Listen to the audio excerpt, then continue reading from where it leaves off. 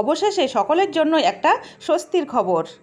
সকল জল্পনার অবসান ঘটিয়ে আমাদের মাননীয় মুখ্যমন্ত্রী ঘোষণা করলেন যে আগামী 17 তারিখ থেকে যোগ্যদের অ্যাকাউন্টে অন্নপূর্ণা যোজনার টাকা দেওয়া হবে।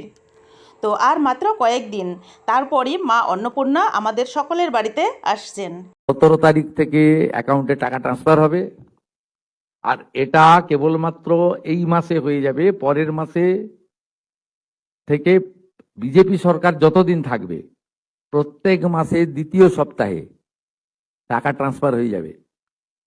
অতএব এটা নিয়ে বিভ্রান্ত হওয়ার কিছু নেই। 17ই আগস্ট থেকে 10ই জুলাই পর্যন্ত যারা আবেদন করেছেন তাদের ভেরিফিকেশন কমপ্লিট করা যাবে, মানে 10 তারিখ পর্যন্ত এই মাসের। 11 থেকে 31শে জুলাই ভেরিফিকেশনের জন্য আরো সময় লাগবে, কিন্তু আমরা এই মাসের 17ই আগস্ট থেকে আমরা 3000 টাকা করে ভেরিফাইড লোকেদেরকে, মহিলাদেরকে অ্যাকাউন্টে পাঠাবো। এবং কারা কারা বিবেচিত হবেন সম্পূর্ণ ক্রাইটেরিয়া 10 তারিখ সোমবার বলে দেব।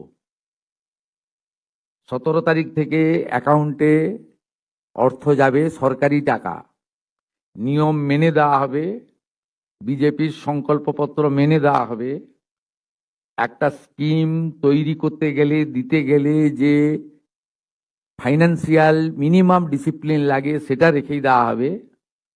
25 থেকে 60 বছর বয়সী লোকেদের দেওয়া হবে। অন্যান্য সমস্ত আপনারা কাগজ পেন নিয়ে আসবেন, নোট করতে থাকবেন।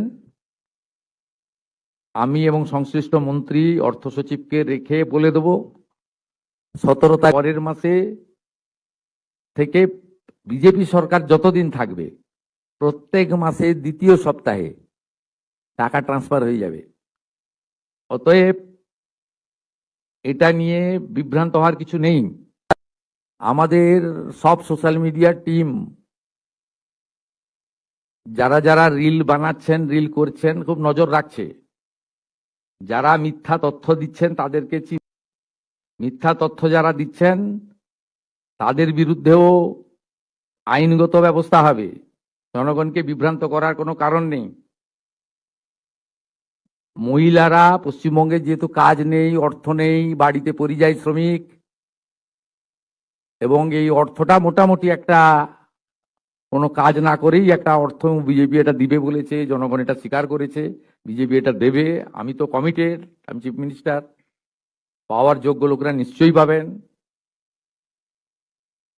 কিন্তু আমি দেখছি রিলগুলোকে পোস্ট যারা করছেন তারা কেউ বিজেপিকে ভোট দেননি।